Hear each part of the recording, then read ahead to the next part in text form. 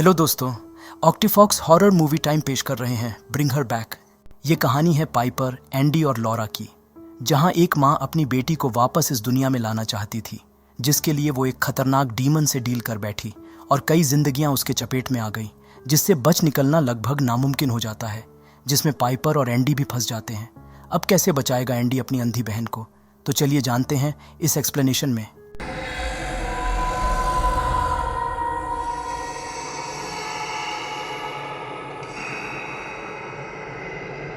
Film की शुरुआत में हम किसी कल्ट के ग्रुप को देखते हैं, जहां कोई रिचुअल चल रहा था।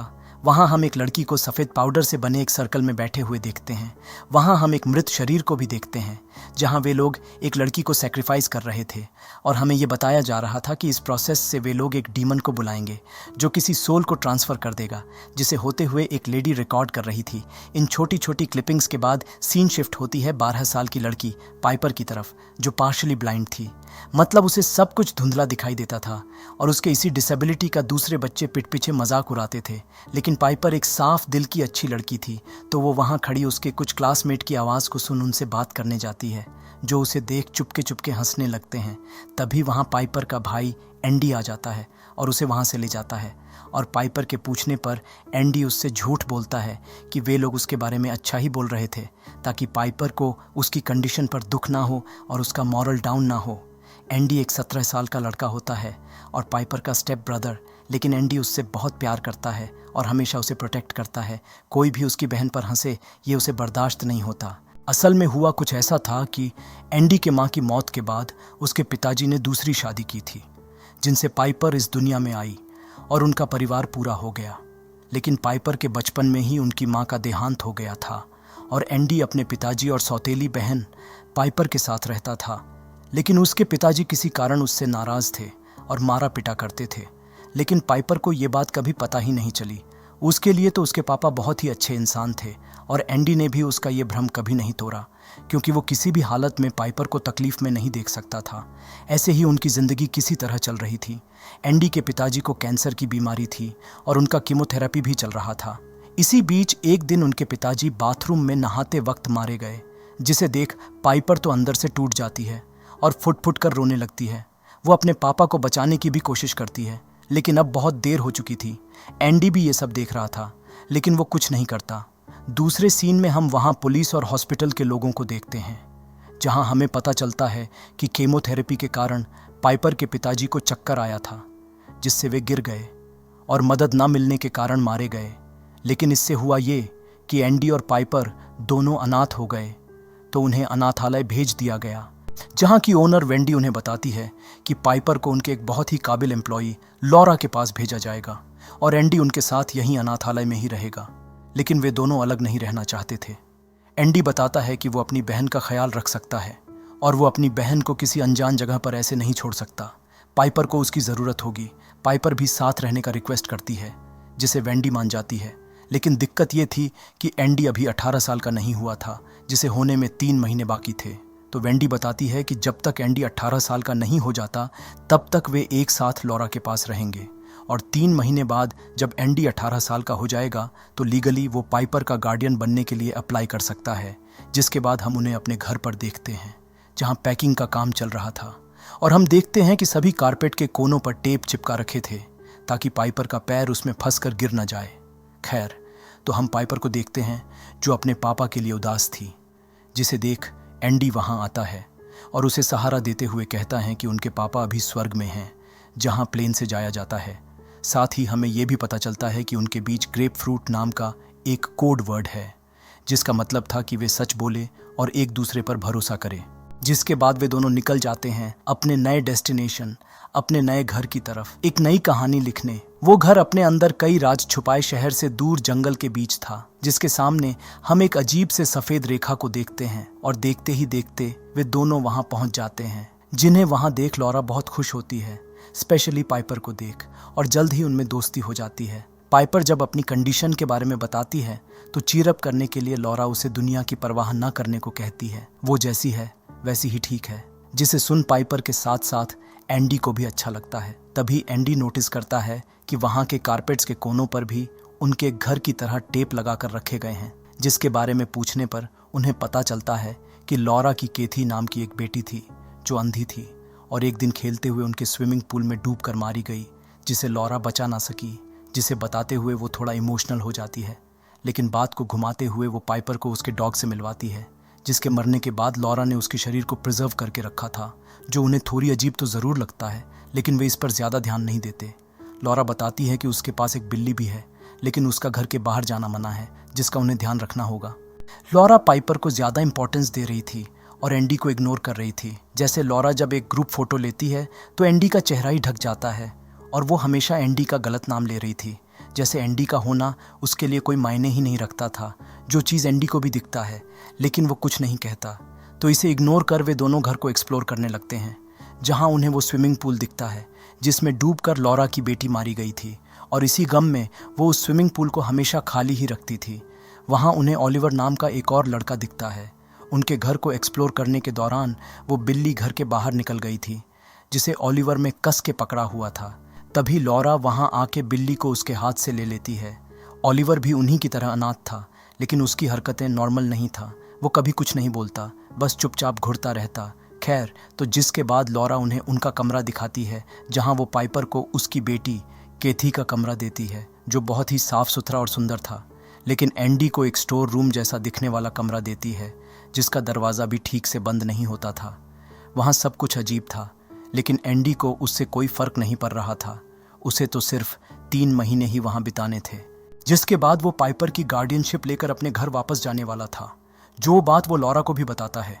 तभी पाइपर अपने कमरे से कुछ बोलने लगती है, जो उसके कमरे से लगा हुआ था, तो एंडी उससे बात करने लगता है। इसी बीच लॉरा उसका मोबाइल चेक करने लगती है, जिससे एंडी नाराज़ हो जाता है। लॉरा की इस हरकत से हमें भी हैरानी होती है, क्योंकि बिना परमिशन किसी के पर्सनल चीज़ों को हाथ या चेक नहीं करना चाहिए। लेकिन बात यहीं ख़त्म नहीं होती। लॉरा की हरकतें अजीब थीं। She might be up to something, जो हमें बहुत जल्द पता लगने वाली थी। हम लॉरा को देखते हैं, जो चुपके से पाइपर पर नज़र रख रही थी। रात के वक्त लॉरा ओलिवर को आउट हाउस ले जाती है, जो एंडी देख लेता है। अजीब बात तो ये थी कि वो ओलिवर को अधिकतर समय उसके कमरे में ही लॉक करके रखती थी। घर में वापस आके लॉरा अपने मोबाइल में वेदर फोरकास्ट देखने लगती है, जिसमें वो चेक कर रही थी कि कब हैवी रेनफॉल होने वाली है। और सरप्राइजिंगली हम उसे उस रिचुअल के फुटेजेस को देखते हुए देख पाते हैं, जिसे हमने फिल्म की शुरुआत में देखा था। और यहाँ एक बात तो साफ हो जाती है कि उस रिचुअल की मदद से वो अपनी बेटी को वापस पाना चाहती थी, और इसीलिए वो अपना काम छोड़कर शहर से दूर यहाँ रहती थी, ताकि रिचुअल के दौरान उसे कोई डिस्टर्ब ना कर सके। खैर, तो दूसरे दिन की सुबह एंडी देखता है कि उसने अपने पैंट में ही पेशाब कर दिया है, जिसे देख उसे हैरानी होती है, क्योंकि आज से पहले उसने ऐसा कभी नहीं किया था। तो वो चुपचाप अपने कपड़ों को वॉशिंग मशीन में धो देता है। लेकिन जब नहाने के लिए वो बाथरूम जाता है, तो उसे अपने पिताजी की मौत का वो भयानक मंजर याद आता है, जिससे वो सहम जाता है। दूसरे सीन में हम उन्हें पिताजी के फ्यूनरल में देखते हैं, जहां पाइपर पूछती है कि उनके पिताजी कैसे दिख रहे हैं, जिस पर एंडी बिना उन्हें देखे ही बताता है कि वे अच्छे दिख रहे हैं। यहाँ तक कि जब पाइपर उससे वो कोड बोलती है, तब भी वो उनकी तरफ नहीं देखता। जब सभी वहाँ से बाहर आ जाते हैं, तब हम लॉरा को वहाँ देखते हैं, जो चुपके से कुछ बाल काट कर रख लेती है और चुपचाप बाहर आ जाती है। और यहाँ हमें लॉरा के इरादों का पता चलता है। उसने देख लिया था कि एंडी ने एक बार भी अपने पिताजी को नहीं देखा था, और बिना देखे ही पाइपर को बता रहा था, और उसे उनके उस कोड का मतलब भी पता चल गया था। तो बाहर आके वो पाइपर के सामने ही एंडी को बोलती है कि उसने तो एक बार भी अपने पिताजी को नहीं देखा, तो एक बार उन्हें देख ले। जिसे जान पाइपर को दुख होता है कि उसके भाई ने उससे झूठ बोला, और यही तो लॉरा चाहती थी कि पाइपर का भरोसा टूट जाए और वो एंडी से अलग हो जाए। लॉरा बताती है, मरने के बाद भी कई महीनों तक आत्मा शरीर में ही रहती है, तो एंडी को उन्हें गुड बाय बोलना चाहिए। और ये कहकर वो एंडी को अंदर ले जाती है, जहां वो उन्हें किस करने को कहती है, लेकिन एंडी मना कर देता है। तो सरप्राइजिंगली लॉरा खुद ही उनको किस कर देती है, और वे लोग वहां से निकल जाते हैं। दूसरी तरफ हम ओलिवर को देखते हैं, जो अजीब बिहेव कर रहा था। उसे शायद भूख लगी थी, जिस कारण वो शीशे पर हाथ मारने लगता है, जिससे वो टूट जाता है और ओलिवर के हाथ पर चोट लग जाती है। लेकिन उसे इससे कोई फर्क ही नहीं पड़ता। इससे अनजान वे लोग शाम तक घर वापस आ जाते हैं। लॉरा का कहना था कि उनके पिताजी को सभी तकलीफों से मुक्ति मिल गई है, जो खुशी की बात है, जिसे उन्हें सेलिब्रेट करनी चाहिए। तो वे लोग पार्टी करने लगते हैं और खूब मस्ती करते हैं। पार्टी के बाद पाइपर सो जाती है। एंडी और लॉरा बातें करने लगते हैं। वे दोनों बहुत पी रखे थे, तो अपने दिल की बात बोलने लगते हैं। लॉरा बताती है कि उसे अपनी बेटी को खोने का बहुत दुख है और वो उसकी आवाज़ सुनने के लिए कुछ भी कर सकती है, जिसे बोलकर वो इमोशनल हो जाती है। एंडी भी अपने बारे में बताने लगता है और उसकी बातों से हमें पता चलता है कि पाइपर को घर में सभी बहुत प्यार करते थे और वो बचपन से ही देख नहीं पाती थी, जिस कारण उसका खास ख्याल रखा जाता था। उस वक्त एंडी भी छोटा था, उसे भी प्यार की ज़रूरत थी, लेकिन उसके पिताजी उसकी तरफ ध्यान नहीं देते थे, तो वो शरारतें करने लगा ताकि उसके पिताजी उसकी तरफ ध्यान दें। लेकिन उसके इन हरकतों से उसके पिताजी उससे नफरत करने लगे और बाथरूम में शावर चलाकर उसे पिटने लगे ताकि पाइपर को एंडी की चीखें सुनाई ना दे। और तब से एंडी को शावर से डर लगने लगा और इसी वजह से जब उसके पिताजी का देहांत हुआ तो उसे इस बात का ज़्यादा दुख नहीं हुआ, जिसे लॉरा बहुत ध्यान से सुनती है। उस बातचीत के बाद एंडी सोने चला जाता है और आधी रात के वक्त हम लॉरा को उसके कमरे में देखते हैं, जहां हमें एक और घिनौनी बात पता चलती है। एंडी अपने पैंट में पेशाब नहीं करता था, वो असल में लॉरा का पेशाब था, जो एंडी के सोने के बाद हर रात वो उसके पैंट में डाल देती थी, जिससे वो ये साबित कर सके कि एंडी 18 साल का होने के बाद भी पाइपर की कस्टडी लेने में असमर्थ है और पाइपर हमेशा के लिए उसके पास रह जाए और सही वक्त आने पर वो खुद पाइपर की कस्टडी ले लेगी। खैर, तो इसके बाद वो एंडी का मोबाइल उसके फेस रिकॉग्निशन से खोलकर चेक करने लगती है ताकि उसे एंडी के खिलाफ और भी कोई सबूत मिल जाए। लेकिन तभी वो ओलिवर को बाहर उसके बिल्ली के साथ देखती है, तो वो तुरंत ही उसे घर के अंदर ले आती है, जहां वो उसके जख्मों को साफ करके नहलाने लगती है और कहती है कि उसे पता है भूख लगी है और उसे बहुत जल्द खाने को मिलेगा। तभी ओलिवर डरावनी आवाज निकालने लगता है और मिरर के रिफ्लेक्शन में हम उसके जगह एक डीमन को देखते हैं, जिसका मतलब लॉरा ने अपने काम के लिए पहले ही उस डीमन को बुला लिया था, जो अब ओलिवर के अंदर है। जिसके साथ ही ये सीन यहीं कट हो जाती है। दूसरे दिन की सुबह जब एंडी देखता है कि उसने फिर से पैंट को गिला कर दिया है और इस मौके का फायदा उठाते हुए लॉरा ये बात पाइपर के सामने बोल देती है, जिससे एंडी को एम्बैरेसमेंट फील होता है, लेकिन वो कुछ नहीं कह पाता। असल में लॉरा पाइपर के दिमाग में ये बैठाना चाहती थी कि एंडी उसका ख्याल नहीं रख पाएगा। तो इसके बाद लॉरा पाइपर को लेकर बाहर कुछ काम से निकल जाती है और एंडी भी अपने ट्रॉमा के कारण बाथरूम में ना जाकर घर के बाहर नहाने चला जाता है, जहाँ उसे वो आउट हाउस दिखता है जिसे लॉरा हमेशा लॉक करके रखती थी। हम वहाँ ओलिवर को देखते हैं, जो अपने कमरे की खिड़की से उसे देख रहा होता है। तभी वो एक कीड़े को पकड़कर खा लेता है, जो उस डीमन का काम था, जिसे हर वक्त भूख लगती रहती थी और जो भी मिलता उसे ही खा लेता था। तभी शायद लॉरा ने उन मुर्गियों को रखा था ताकि अगर उसके पास डीमन को खिलाने के लिए कुछ ना हो तो वो उसे मुर्गी खिला सके। खैर, तो एंडी को ओलिवर अपने कमरे में कैद दिख जाता है, तो नहाने के बाद वो उसका दरवाजा एक चाकू की मदद से खोलकर उसे बाहर ले आता है, ये सोचकर कि शायद लॉरा उसे कमरे से बाहर निकालना भूल गई होगी। एंडी को भूख लगी थी, तो वो ओलिवर को भी अपने साथ किचन में ले आता है, जहाँ वो बात करके उससे दोस्ती करने की कोशिश करता है। लेकिन ओलिवर शांत बैठा रहता है, तो वो उसे एक पेन और नोटबुक देते हुए बोलता है कि उसे जो भी बोलना है उसे वो लिख कर बता सकता है। तो वो लिखने लगता है और तभी एंडी उसे एक फल का टुकड़ा चाकू के साथ ही देता है। लेकिन शॉकिंगली ओलिवर उस फल को चाकू के साथ ही खाने लगता है, जिससे उसका मुंह ही कट जाता है। ये देख एंडी बहुत घबरा जाता है और उसे हॉस्पिटल ले जाने लगता है। लेकिन ओलिवर उस सफ़ेद लाइन के आगे जाने से डर रहा था। ये देख एंडी उसे ज़बरदस्ती बाहर ले आता है, लेकिन उस लाइन के बाहर जाते ही ओलिवर तड़पने लगता है और एंडी देखता है कि उसके पेट के अंदर हलचल हो रही है और ओलिवर दर्द में एक भयानक आवाज़ निकालने लगता है। ये सब देख एंडी बहुत डर जाता है। देखते ही देखते ओलिवर अपने होश में आ जाता है और एंडी से मदद मांगने लगता है। तभी लॉरा वहाँ आ जाती है और ओलिवर को हॉस्पिटल ले जाने के बजाय उसे घर के अंदर ले जाती है। और यहाँ हम देखते हैं कि वो लाइन नहीं बल्कि एक सर्कल है, जो उस घर के चारों तरफ ड्रॉ किया गया था, जैसा हमने फिल्म की स्टार्टिंग में उस लड़की के चारों तरफ देखा था। घर में आने के बाद एंडी देखता है कि ओलिवर ने उस नोटबुक में बर्ड लिखा था, जो बात उसे समझ में नहीं आती। उधर लॉरा उसे अपने कमरे में ले आती है, जहाँ वो उस वीडियो को देखने लगती है, जिसमें बताया गया था कि अगर वो इंसान जिसमें डीमन ने कब्जा किया है, अगर वो उस घर से बाहर आ जाए तो क्या होता है। लेकिन ओलिवर में वो बदलाव नहीं था, जिससे लॉरा को थोड़ी राहत मिलती है। लेकिन तभी ओलिवर अपने होश में आ जाता है और लॉरा को पहचान नहीं पाता और कहता है कि मैं कहाँ हूँ और तुम कौन हो, और ये कहकर वो चिल्लाने लगता है, जिससे लॉरा घबरा जाती है और उसकी आवाज़ को दबाने के लिए ज़ोर से म्यूज़िक चला देती है ताकि उसकी आवाज़ एंडी और पाइपर को ना सुनाई दे। उस वीडियो में ये भी बताया गया था कि वापस उस डीमन को इंसान के अंदर कैसे लाया जाए, जिसे देख लॉरा भी उसके सिर पर वैसे ही सर्कल बनाने लगती है और देखते ही देखते ओलिवर शांत हो जाता है। मतलब वो डीमन वापस उसके शरीर में आ जाता है, जिसके बाद लॉरा उस डीमन को एंडी के पिताजी के वो बाल खिला देती है, जिसे वो चुपके से अपने साथ ले आई थी, और वो डीमन उसे खा भी लेता है, जिसके साथ ही हमें दो बातों का भी पता चलता है। पहला तो ये कि ओलिवर शायद अनाथ नहीं है और लॉरा ने उसे किडनैप कर उसके अंदर डीमन को प्रवेश करवा दिया है, और दूसरा ये कि फिल्म के शुरुआत में वो औरत इस रिचुअल को करने का प्रोसेस रिकॉर्ड कर रही थी। खैर, तो दूसरी तरफ एंडी शावर ले रहा होता है, जहां उसे अपने पिताजी दिखते हैं, जो उससे कहते हैं कि पाइपर को बारिश में भीगने नहीं देना, नहीं तो वो मर जाएगी। ये सब देख एंडी बहुत डर जाता है और वहां से भाग निकलने की कोशिश में बाथरूम में ही गिर के बेहोश हो जाता है। दूसरे सीन में एंडी को हॉस्पिटल में होश आता है, जिसे देख वो पैनिक करने लगता है, क्योंकि उसे पाइपर को बचाने उसके पास जाना था। तो डॉक्टर उसे इंजेक्शन देकर शांत करते हैं। थोड़ी देर बाद लॉरा उससे मिलने आती है, जिन्हें वो सारी बात बताता है, जिसे सुन लॉरा चौंक जाती है, लेकिन बात को टालते हुए बताती है कि उसके पिताजी शावर लेते वक्त मारे गए थे, तो शायद उसी वजह से उसने ये हेलुसिनेट किया होगा। फिर भी लॉरा प्रॉमिस करती है कि वो पाइपर को बारिश में भीगने नहीं देगी, जिसे सुन एंडी मान जाता है। लेकिन घर आके वो पाइपर को बाहर बारिश में ले जाती है, जहां वे दोनों खूब मजे करते हैं। बारिश में पाइपर भीग गई थी, तो लॉरा उसे उस आउट हाउस में ले जाती है, जहां उसकी बेटी के सारे सामान और ड्रेस रखे हुए थे, जिन्हें वो पाइपर को पहना देती है। पाइपर को उसकी बेटी के कपड़ों में देख लॉरा भावुक हो जाती है और कहती है कि वो उसे माँ कहकर बुला सकती है, जिसे पाइपर मान जाती है।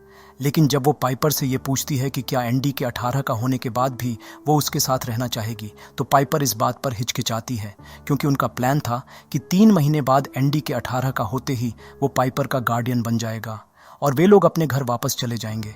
लेकिन वो वादा करती है कि दोनों वीकेंड पर उससे ज़रूर मिलने आएंगे, जो बात लॉरा को पसंद नहीं आती, क्योंकि उसे तो पाइपर हमेशा के लिए चाहिए थी। तो वो पाइपर को कुछ दिखाने के बहाने एक जगह ले जाती है, जहां हम केथी की लाश को फ्रीजर में देखते हैं, जिसे लॉरा ने उस रिचुअल के लिए संभाल के रखा था। जहां हम ओलिवर को भी देखते हैं, जो वहां चुपचाप बैठा हुआ था। लॉरा पाइपर को उसे छूकर देखने को बोलती है, जिसे छूकर पाइपर को बहुत अजीब लगता है। लेकिन लॉरा कहती है कि ये सिर्फ एक मांस का टुकड़ा है, और ये सीन यहीं कट हो जाती है। दूसरे सीन में हम एंडी को देखते हैं, जिसे हॉस्पिटल से डिस्चार्ज मिल गया था और लॉरा उसे लेकर वापस आ रही थी।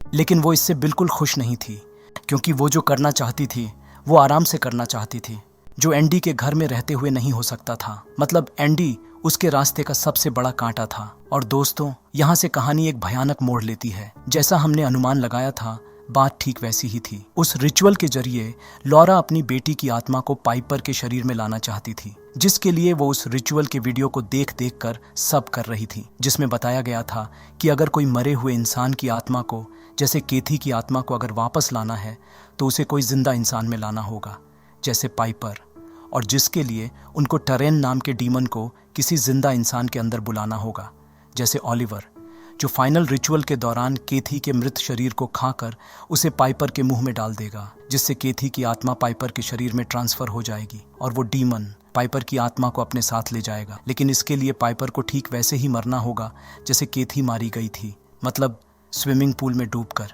और यहाँ दो बातें साफ हो जाती हैं। पहला तो ये कि लॉरा इसीलिए वेदर फोरकास्ट देखती रहती थी कि कब कब बारिश होने वाली है, ताकि वो स्विमिंग पूल वापस से भर जाए और वो उसमें पाइपर को डुबोकर मार सके। और दूसरा ये कि बाथरूम में एंडी के पिताजी की आत्मा उसे डराने नहीं बल्कि वार्न करने आए थे, जिसे एंडी ठीक से समझ नहीं पाया था। खैर, तो अपने मकसद में कामयाब होने के लिए लॉरा को सबसे पहले एंडी को पाइपर से और इस घर से दूर करना था। उधर हम एंडी को देखते हैं, जो वापस आके देखता है कि पाइपर सो रही है, तो उसके पास थोड़ी देर बैठकर सोने चला जाता है। और इसी मौके का फायदा उठाकर लॉरा एंडी का परफ्यूम लेकर अपने ऊपर लगा लेती है और आधी रात को पाइपर के कमरे में जाकर उसके चेहरे पर एक जोर का पंच मारकर वहां से भाग जाती है, ताकि उस स्मेल से पाइपर को लगे कि एंडी ने उसे मारा। और हुआ भी ऐसा ही। दूसरे दिन जब एंडी सो के उठा तो उसे पता चला कि पिछली रात को किसी ने पाइपर को मारा था, जिसका इल्ज़ाम लॉरा उस पर ही लगाने लगती है। लेकिन एंडी को पता था कि उसने ये नहीं किया, जो बात वो पाइपर को बताता है। लेकिन पाइपर बोलती है कि उसे कमरे में उसके परफ्यूम की स्मेल आई थी, और इससे पहले कि एंडी को अपनी बात समझाने का मौका मिल पाता, उससे पहले ही लॉरा उसे भड़काने लगती है और वो सारे राज बता देती है जो एंडी ने उस रात उस पर भरोसा करके बताया था। ये सब सुन पाइपर शॉक्ड हो जाती है और उसका एंडी पर से भरोसा उठ जाता है, ये सोचकर कि उसने आज तक ये सच छुपाए रखा। जिसका फ़ायदा उठाकर लॉरा डरने की एक्टिंग करने लगती है। मतलब अगर एंडी उसे अपने सामने से हटाता तो वो जानबूझकर गिर जाती और रोने लगती, और गुस्से में वो दीवार पर एक जोर का पंच मार देता है और लॉरा चिल्लाने लगती है। तभी पाइपर बीच में आ जाती है और एंडी को रोकती है। एंडी उसे कोड वर्ड बोलकर उसके साथ चलने को बोलता है, लेकिन पाइपर पूरी तरह कंफ्यूज थी। वो एंडी पर विश्वास नहीं कर पा रही थी और यही तो लॉरा चाहती थी। अब तक एंडी को समझ में आ गया था कि लॉरा एक पागल औरत है और वो उसके और पाइपर के बीच दूरियां पैदा करना चाहती है ताकि पाइपर हमेशा के लिए उसके पास रह जाए, जो उसे लग रहा था। तो ईज की शिकायत करने वो वेंडी के पास जाता है, लेकिन शॉकिंगली उसे वहां कॉनर बर्ड नाम के एक मिसिंग बच्चे की तस्वीर दिखता है, जो हूबहू ओलिवर की तरह दिख रहा था, जिसे देख उसके तो होश ही उड़ जाते हैं। यहाँ हमें समझ में आता है कि जब एंडी ने ओलिवर को लिखने के लिए पेन दिया था, तब उसने बर्ड क्यों लिखा था। दूसरी तरफ लॉरा पाइपर को एक गेमिंग की जगह पर छोड़ आती है, जहाँ पाइपर जैसे दूसरे बच्चे खेलने आते थे ताकि वो घर जाकर रिचुअल की तैयारी कर सके। लेकिन घर वापस आके वो देखती है कि ओलिवर अपने कमरे से बाहर आ गया है और सारा घर तहस नहस कर रखा है। वो डीमन खाने के लिए मांस ढूंढ रहा था, लेकिन घर में तो मांस था ही नहीं। तो वो लॉरा को देख उस पर ही हमला कर देता है और उसका हाथ काट लेता है, जिससे डर के लॉरा खुद को एक कमरे में बंद कर लेती है और हम देखते हैं कि ओलिवर खुद को ही खा रहा है, जो बहुत ही घिनौना सीन था। थोड़ी देर बाद लॉरा खुद को संभाल कर शीशे पर एक सर्कल ड्रॉ करती है, जो शायद उस डीमन का सिंबल था, जिससे ओलिवर शांत हो जाता है और लॉरा उसे आउटहाउस में छोड़ आती है। उधर एंडी सारी बात वेंडी को बताता है और ये भी कि वो मिसिंग बच्चा लॉरा के घर पर है, जिसे लॉरा ने किडनैप कर रखा है, जो कि बहुत ही बड़ा इल्ज़ाम था, जिस पर वेंडी विश्वास नहीं करती, क्योंकि एक तो वो इससे पहले लॉरा के साथ काम कर चुकी थी, जो उनकी सबसे अच्छी काउंसलर थी। उसकी बेटी की मौत के बाद उसने ज़रूर काम छोड़ दिया था, लेकिन वेंडी के मुताबिक वो किसी भी बच्चे को नुकसान नहीं पहुंचा सकती। और ऊपर से लॉरा ने एंडी के वहां पहुंचने से पहले ही उसके खिलाफ कंप्लेन कर दी थी कि वो अभी भी अपने पिता के टॉर्चर को नहीं भुला पाया है। पिछली रात को उसी ने पाइपर पर हमला किया था और उस पर भी हमला कर चुका है। लेकिन एंडी बताता है कि लॉरा झूठ बोल रही है, वो अपनी बहन से बहुत प्यार करता है और वो अपनी बहन पर कभी भी हाथ नहीं उठा सकता। एंडी की आंखों में सच्चाई को देख वेंडी ना चाहते हुए भी उसकी बातों पर विश्वास कर लेती है और खुद इस बात के गहराई में जाने का फैसला करती है और एंडी को लेकर लॉरा के घर की तरफ निकल जाती है। लेकिन जाते वक्त एंडी अनजाने में एक गलती कर देता है। वो आमने सामने ना बताकर पाइपर को वॉइस मैसेज भेजता है, ये कहते हुए कि वो कभी भी उसे चोट नहीं पहुंचा सकता, वो लॉरा ने किया था और इल्जाम उस पर लगा दिया और वे लोग उसके पास आ रहे हैं। और हम देखते हैं कि पाइपर का मोबाइल लॉरा के पास है, जिसे उसने चुपके से अपने पास रख लिया था, जिससे एंडी के सभी वॉइस मैसेजेस लॉरा सुन लेती है और उसे वेंडी के आने का पता चल जाता है। तो वो पूरे घर की अच्छी तरह से सफाई कर देती है और जब वेंडी आती है तो उसे सब कुछ नॉर्मल दिखता है, जिससे उसे तसल्ली हो जाती है। लेकिन तभी वो नोटिस करती है कि लॉरा के हाथ से खून निकल रहा है, जिसके बारे में पूछने पर लॉरा अपना दिमागी संतुलन खो देती है और उसे बताने लगती है कि वो कुछ कर रही है जिससे उसकी बेटी केथी वापस आ सकती है, जिसके लिए उसे पाइपर की ज़रूरत है। ये सुन वेंडी समझ जाती है कि एंडी सच कह रहा था और लॉरा अपनी बेटी को खोने के गम में पागल हो गई है, तो वो वहां से भागने लगती है। दूसरी तरफ एंडी भी चेक करते हुए उस आउट हाउस में चला जाता है, जहां ओलिवर के अंदर का डीमन केथी की लाश को खा रहा था, जिस भयानक मंजर को देख वो भी भागने लगता है। लेकिन इससे पहले कि वे अपनी गाड़ी तक पहुंच पाते, उससे पहले ही लॉरा अपनी गाड़ी से उन्हें टक्कर मार देती है, जिससे वेंडी तो उसी वक्त मारी जाती है। लेकिन एंडी में अब भी थोड़ी जान बची थी, जिसे देख लॉरा उसे भी मार देती है। लॉरा को समझ में आ गया था कि अब उसके पास ज़्यादा वक्त नहीं है। एक तो वेंडी के लापता होने के बारे में उसके ऑफिस वालों को पता चल जाएगा, जिस कारण पुलिस यहाँ कभी भी आ सकती है, और दूसरी तरफ उस डीमन ने केथी की आत्मा को अपने अंदर ले लिया है, जिसे आज ही पाइपर के अंदर डालना होगा। और इस रिचुअल के पूरा होते ही लॉरा यहाँ से कहीं दूर चली जाएगी। तो वो पहले पाइपर को घर ले आती है, जहाँ ओलिवर उसे एंडी की आवाज़ में पुकारने लगता है। ओलिवर को छूकर पाइपर समझ जाती है कि ये उसका भाई नहीं है।